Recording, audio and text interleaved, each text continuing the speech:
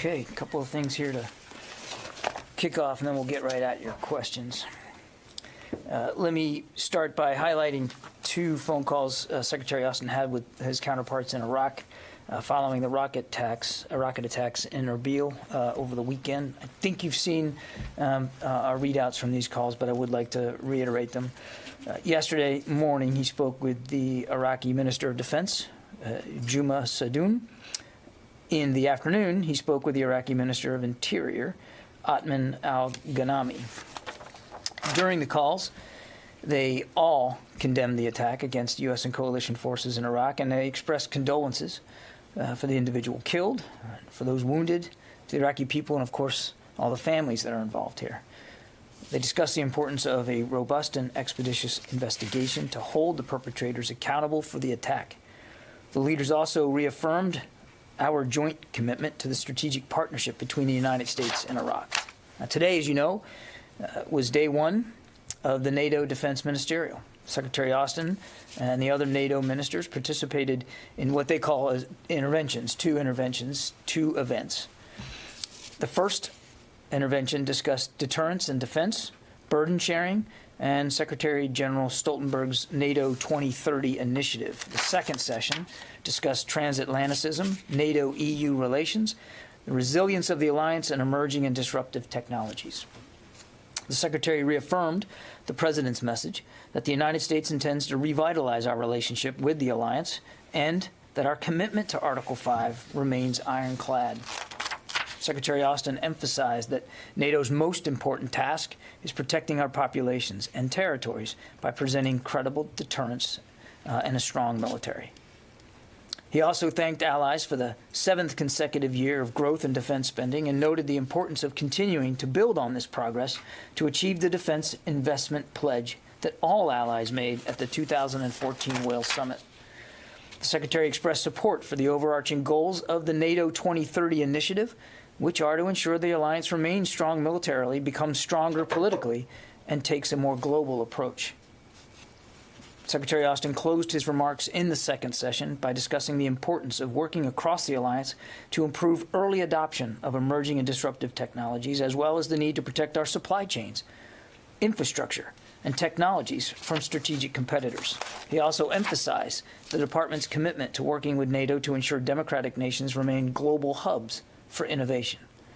Finally, he thanked our allies for the opportunity to discuss these important issues, and he looks forward to tomorrow's session as well, where the allies will be discussing the missions in Afghanistan and Iraq.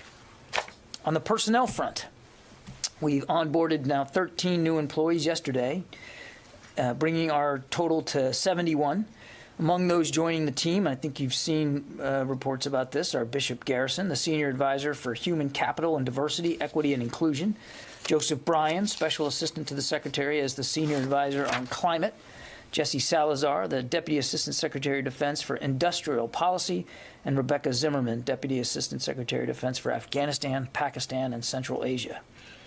Finally, I am pleased to let you know that Secretary Austin will be right up here with you tomorrow, following his second and final day of the NATO Defense Ministerial. He'll be up here to give you a readout of that and to take your questions.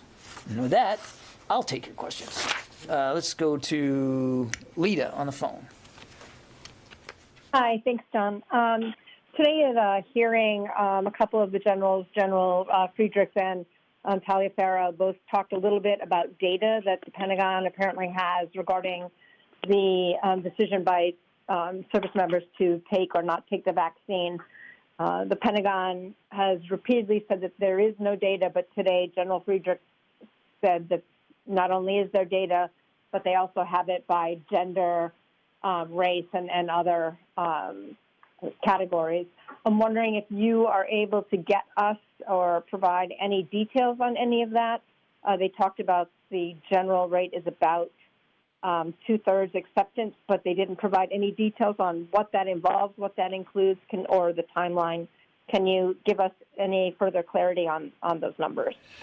My understanding, Lita, is that they were speaking to the same general data set that they have spoken to before. General Friedrichs has been at this podium himself talking about this, that we that we in the military basically mirror the acceptance rates of the American society, and that's why I think they put it at a broad percentage of about 33%, which is again consistent with what we've said before, that we're basically seeing a mirroring of American society, but that it is not, and I believe they went on to say, it is not data that we are specifically tracking right now. And as I've said before, what we are doing is keeping track of acceptance rates, those who are agreeing to take the vaccines, but we don't have a system in place across each of the services to specifically track data with respect to those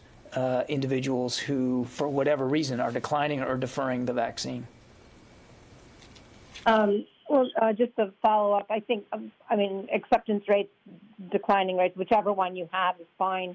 But they did say that they were tracking the rates by race and gender. Do you know what period of time they were talking about in terms of these acceptance rates? Were these recent? Were these, a few weeks old? Do you have any sense of that? No, I don't. As I said, my understanding was that they were, again, reiterating what they've said before, which was that that we're mirroring American society. So I don't have that, Lita. I'm happy to pulse the Joint Staff and see if there's more clarity on that. But as for acceptance, we've administered 88.2% of vaccines on hand as of today. So we've had more than 1 million doses delivered to the Defense Department, 1,039,665 to be exact. And we've administered 916,575, and we expect by Friday, by the end of the week, to be over the 1 million mark. So it's not, I hear the argument that you don't get all the data that you think we should have or what, but this is data that we have put out before, doses delivered and doses administered. And of those, I can update you if you want. The initial dose is 644,762. That's the number of people that have had one, and 271,813 individuals in the department have received their second dose. Okay, Jeff Schogel. Thank you very much. With all due respect, what you just said is extremely hard to believe. They said they have data. They said they have it by gender. The mirroring society was on claims that older people are more likely to get the vaccine than younger ones. So I ask again, why is the Pentagon hiding this data? Jeff, nobody's hiding data. I appreciate your frustration. I hear it every time that you ask the question, and I respect it. Nobody's hiding data.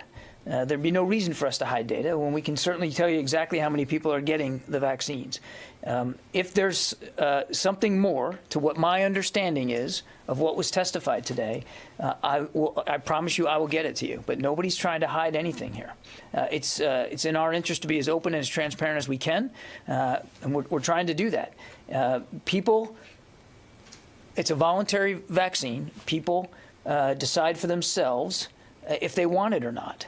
And we have to respect that decision-making process. And while I understand the thirst for data, I hope you'll understand our obligations to make it available to as many members of the military and their families as we can, as possible. We're going through a very phased approach to do that. And we're up here almost every day talking to you about how many people are getting it. So I'm afraid I take a little issue, Jeff, with your implication that we are somehow trying to obfuscate or to be less than transparent with you. We're doing the best we can with the data that we have and that we know we collect. Tom. John, to Afghanistan, do we expect the Secretary to put any statement out tomorrow on Afghanistan after he talks with the ministers? Secretary Stoltenberg has basically said the Taliban haven't met their commitments so far. They have to do a lot more. In Iraq, you say there's going to be an investigation, but do you believe it's an Iranian-backed militia that shot the rockets off? You're just trying to determine which one? Just walk us through that if you could. So I won't get ahead of the Secretary. He's going to come here tomorrow and talk to you about his discussions with the NATO ministers. Tomorrow morning's discussion will include current operations, Afghanistan and Iraq, and I suspect he'll be able to, in his own way, characterize that conversation. So I won't get ahead of that. On Iraq, as the investigation is just starting, and both Iraqi ministers that the Secretary spoke to yesterday said they want to take this seriously, urgently, but seriously, and they've put together an inspection regimen that is akin to what you would consider an interagency effort. The Secretary pledged our support to that effort in whatever degree they might want. So I think it's important that we let that investigation go through before we, before any follow-on decisions are made. And I won't speak to preliminary intelligence estimates here about who might be responsible for this. You can rest assured that we and our Iraqi partners are taking a look at this very, very closely. And clearly we want to have a better understanding of exactly who was responsible. The previous attacks, haven't they all been done by Iranian-backed militias? I can't account for every single one over the last couple of years, but you're right, generally speaking, most of the attacks on coalition and U.S. facilities in Iraq have come from these Shia-backed militias. Yeah. Follow up on Afghanistan. Okay.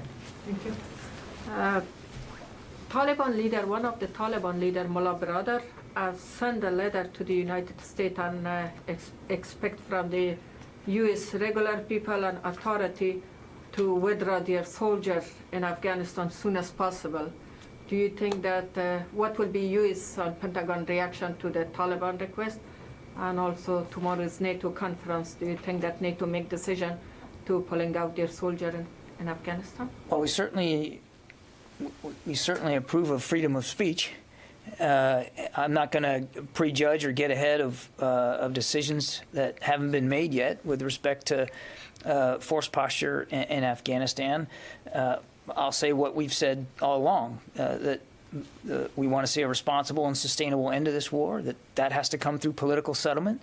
There's a process to try to achieve that. We are also going through a review of our own of that process, of the agreement, and associated compliance issues.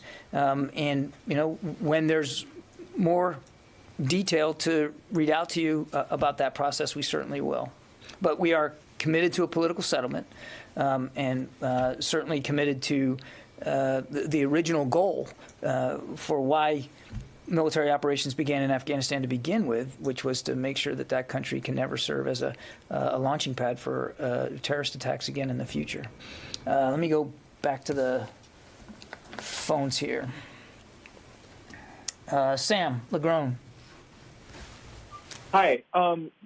The carrier presence in the Middle East has been pretty constant, but then it's kind of dropped off. Now that the Nimitz left, nobody's in the neighborhood. Are you all seeing any connections with dialed-back naval presence and then the attack in Erbil, or just general Iran activity in the region? Thank you. Well, again, without prejudging the work that's being done to investigate this attack, I've seen nothing that indicates that the current lack of an aircraft carrier strike group was in any way responsible or led to the rocket attack in Erbil. But again, there's an investigation going on, and we want to support that process. Let's see. I have glasses. I should just use them. Phil Stort from Reuters. Thanks. Secretary Austin, in his readout of the call with the Interior Minister, said he was offering support to the investigation by the Iraqis into the rocket attack. Secretary Blinken said as much as well. Have the Iraqis taken up the U.S. on that offer, or are they still kind of weighing whether or not they want the U.S. involved in this investigation? Phil, I'm not aware of any specific request for support. The offer was made in good faith, and certainly the Secretary meant every word of it. But I'm not aware at this time, here one day later, that there's been a specific ask for support with the investigation. Jenny? Thank you very much, John. This time I don't give you a hard time.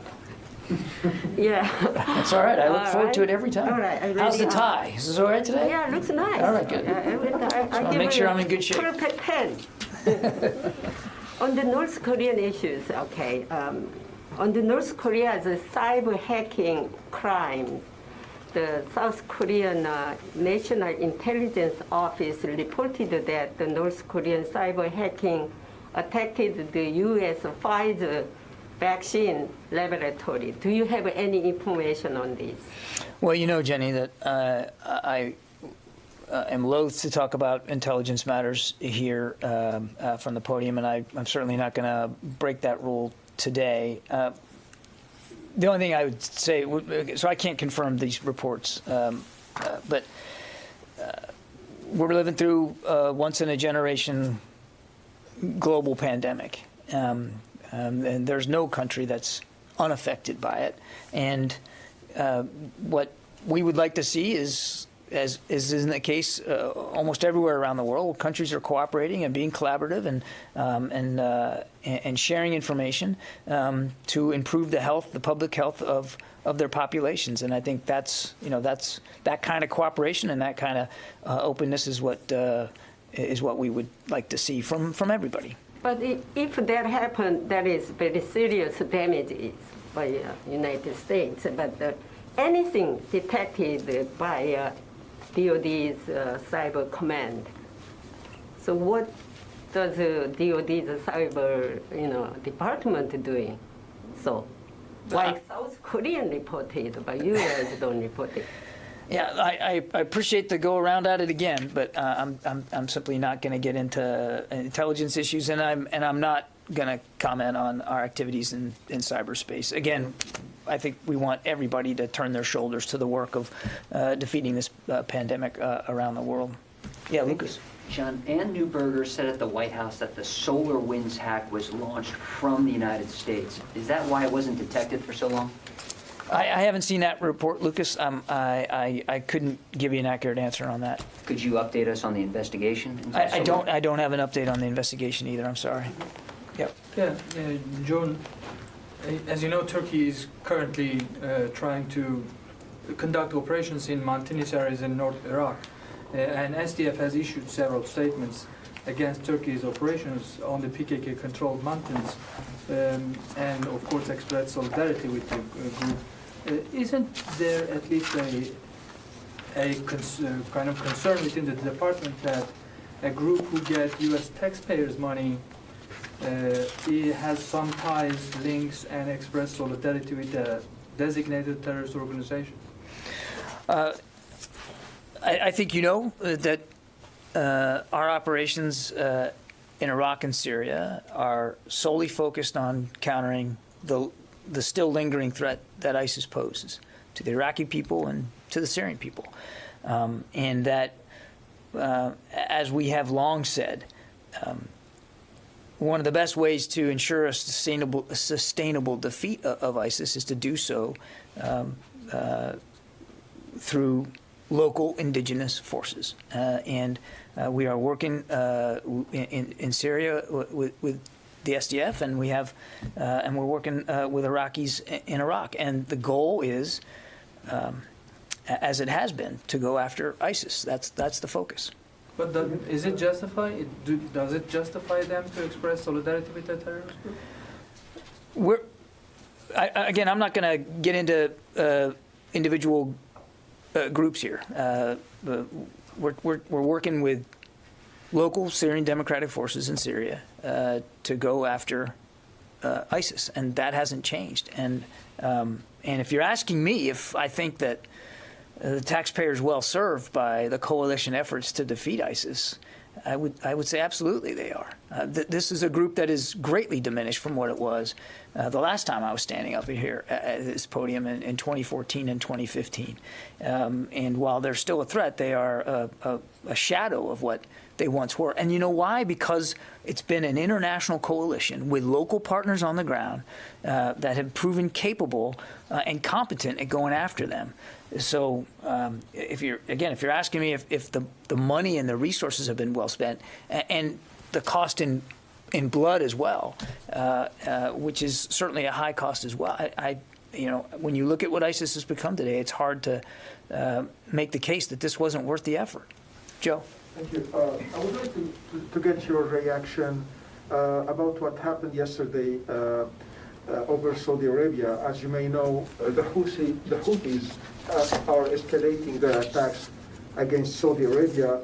Yesterday, Riyadh intercepted and destroyed a loaded drone with explosives. I was wondering, what are the Pentagon efforts here, given your commitments with Riyadh? What are the Pentagon efforts to counter this threat coming from the Houthis? Well, we've long said that we condemn attacks against Saudi Arabia, and as the president himself has made clear, we remain committed to helping Saudi Arabia defend itself. These kinds of attacks violate international law, and they undermine efforts to promote peace and stability in the region. And as I've said before, we're going to continue to work together and to look for better ways to defend the kingdom from these external threats while revitalizing diplomacy to try to end the Yemen conflict. Let me get to somebody here. I'm going to use my glasses this time. This is easier, even though they've written them in really big text.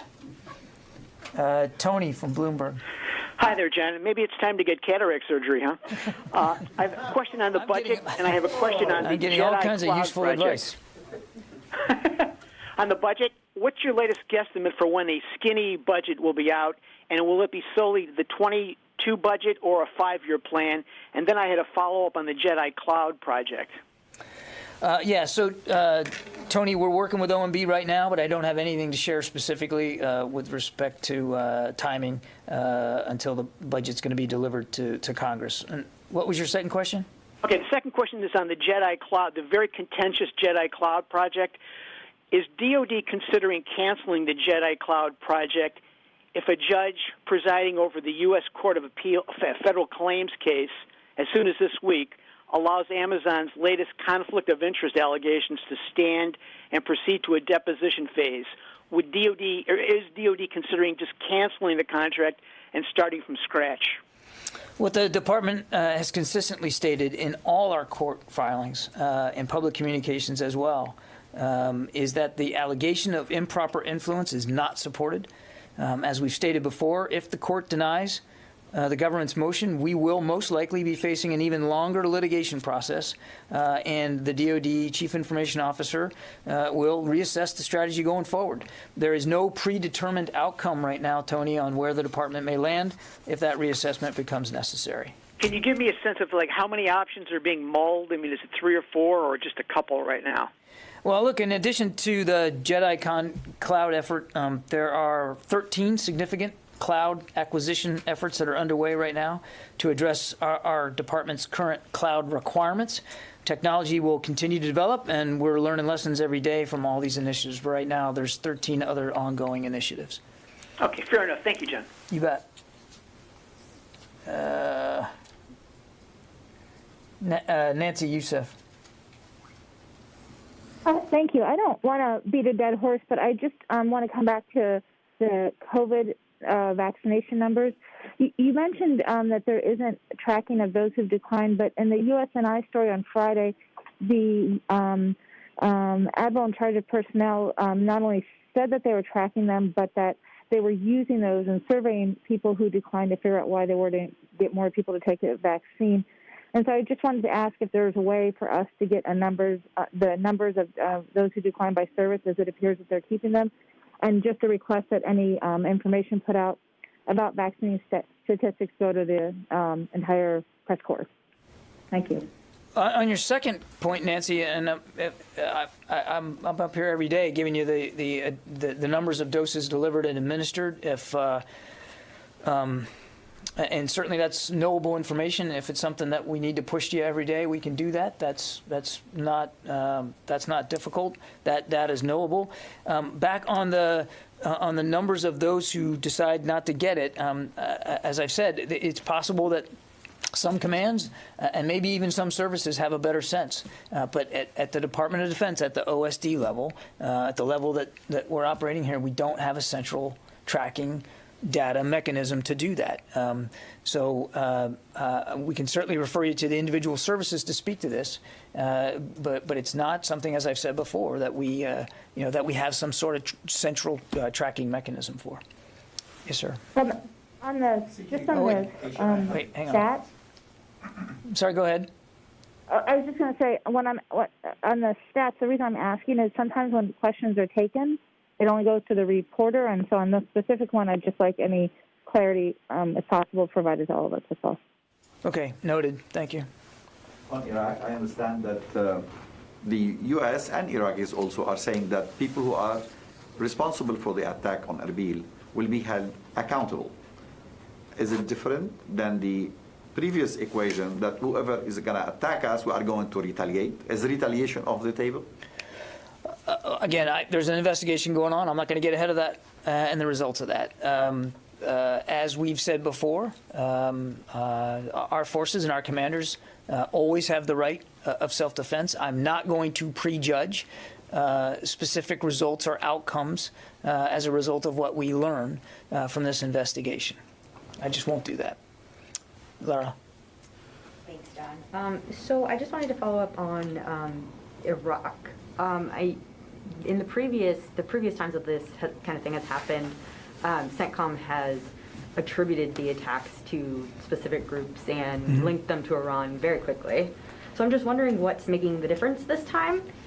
Is just the evidence just not there yet? Or is there some kind of policy change that they need more evidence to attribute an attack so specifically? Each case is different. I can't speak for the speed with which previous rocket attacks were attributable. I can only speak to the one we're talking about this weekend, and I think there's a process ongoing to try to get better information about who is accountable for this. There is, as I said, an investigation going on that we've pledged support to if they would want that support. And then, as my colleague at the State Department said yesterday, if and when there's a response, it'll be at a time and place of our choosing, in cooperation and consultation with our Iraqi partners. But I can't speak to speed. Obviously, and I think I mentioned this at the top, that I think everybody is angered by this. Everybody feels a sense of urgency about it. You know, an individual was killed. There's a grieving family right now, and there are other families worried about their loved ones who were hurt. Sadly, this isn't the first time that we've seen this. And so while certainly there is a sense of urgency, there's also a real strong interest in being sure that we're deliberative in the process here, in the decision-making process, and that we are in lockstep with our Iraqi partners as we work through that process. Is that a change from previously? Because CENTCOM immediately would post photos of, you know, the evidence that they found, and my understanding is that investigators have already found the launching trucks. So I'm wondering why that isn't out there in the public sphere yet, and if that's a change in policy. I can't speak to, again, previous policy, so you're asking if it's a change. I can only speak to how we're treating this particular attack. I would not read into the manner in which that we're going about this as some sort of policy derivative. It just happened over the weekend. We've reached out both at the State Department and at the Defense Department to our Iraqi counterparts, and they're working their way through this. And they made it very clear to Secretary Austin that they're taking this investigation seriously. They didn't waste any time getting after it, and we want to give them the time and space that they need to investigate it. Okay, let me go back on the phones here. Jeff Solden from VOA. Thank you very much for doing this. A two-part Afghanistan question. First part, in the new Defense Department Inspector General report on Afghanistan that was out today, it cites DIA intelligence as saying that members of al-Qaeda have been integrated into the Taliban's command and control structure in Afghanistan. So is that compatible with the terms of the U.S. deal with the Taliban? And part two, just the other week, CENTCOM Commander General McKenzie was saying that ISIS in Afghanistan, ISIS Khorasan, has been able to stabilize wondering, is that stabilization an indication that the Taliban have kind of eased up on the pressure they had been applying on ISIS, something that CENTCOM said they had been doing effectively about a little over a year ago when they were losing ground in Afghanistan? So both those questions really get to the issue of compliance with the deal, because as you know, in the deal, the Taliban committed to renouncing ties to al-Qaeda and al-Qaeda-affiliated groups. And I'm just not going to today get into an assessment of compliance with the deal. As I said, that agreement is under review by this administration. We want to do that again in a deliberative fashion, and I'm simply not going to prejudge whatever outcomes whatever findings we come to as we work through that review. Yeah, Megan.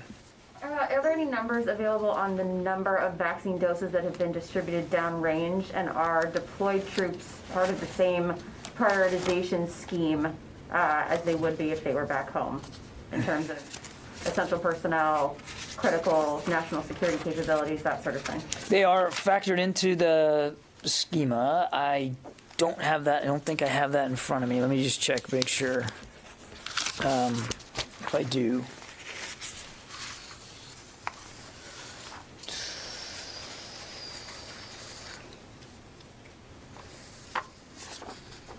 I thought I did.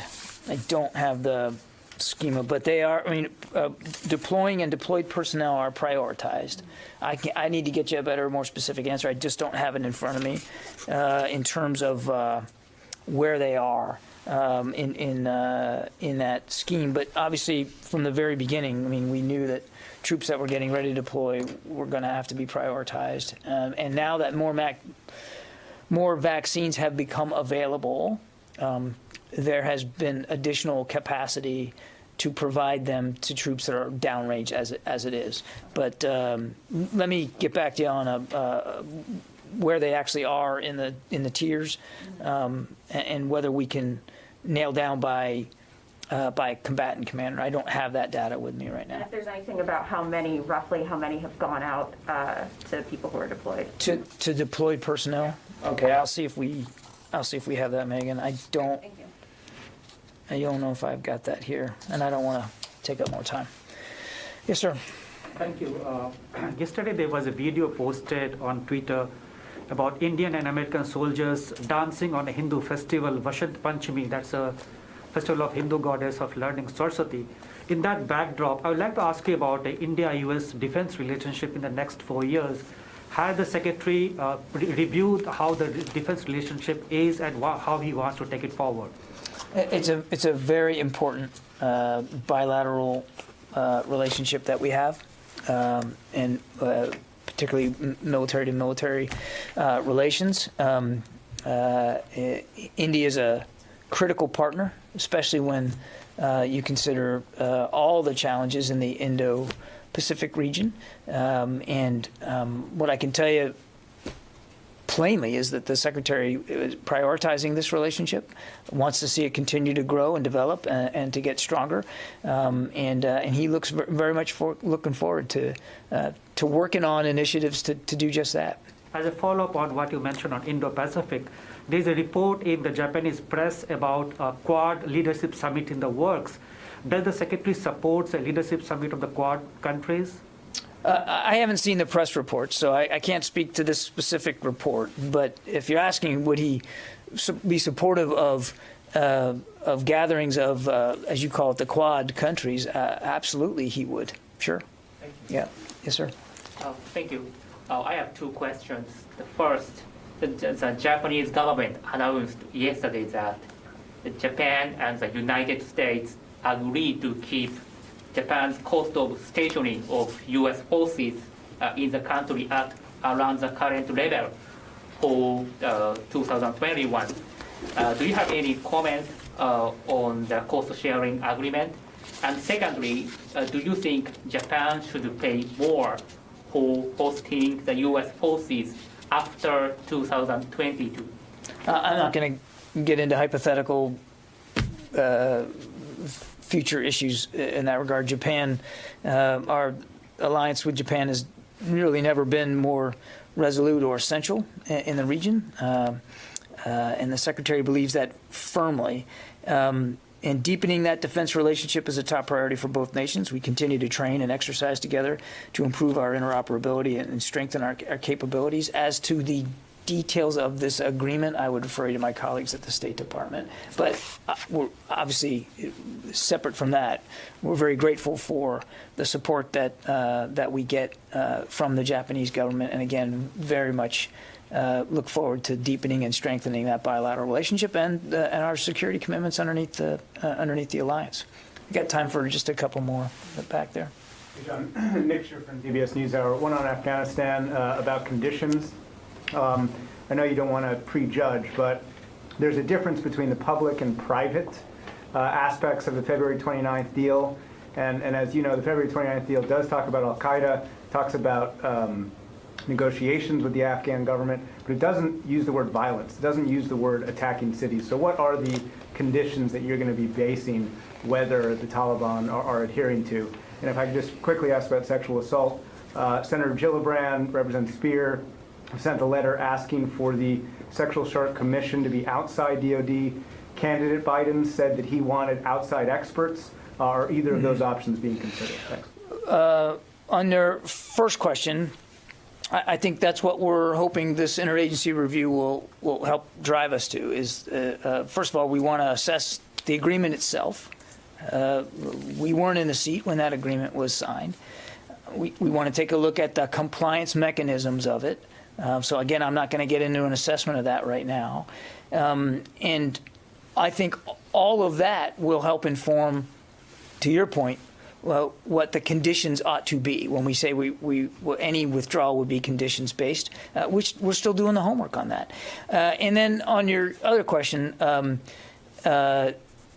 the Secretary did receive initial reports from the services as he had asked for by the 5th of February. He's working himself through those reports, and I suspect you'll hear something more from us soon about the makeup of the commission and how it will be actualized and implemented going forward. I just don't have anything to announce today. But there's been no decision made on whether there could be outside experts or where it will live exactly? I don't have anything to announce today in terms of the makeup of the commission and how it's going to perform its necessary functions.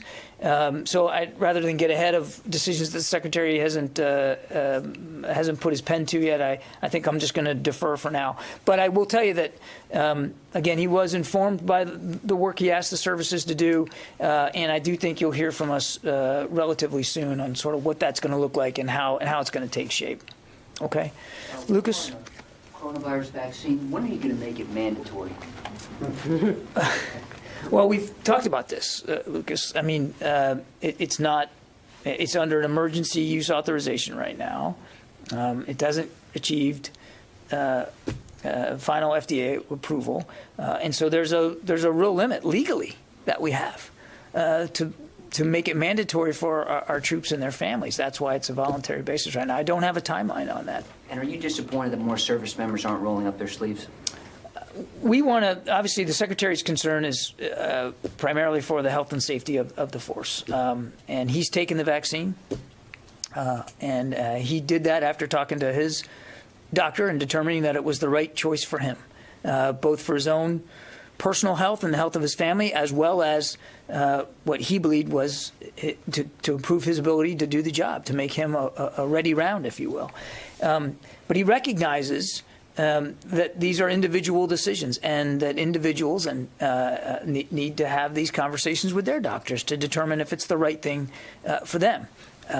He would encourage, and he has encouraged, the men and women of the department to get on the CDC website, read the studies about these vaccines, look at the safety monitoring that they've gone through, and again, to talk to their personal physicians. Everybody is different, and we want, what the Secretary wants is for the men and women of the department to make the best and most informed decision for them and for their health and the health of their families.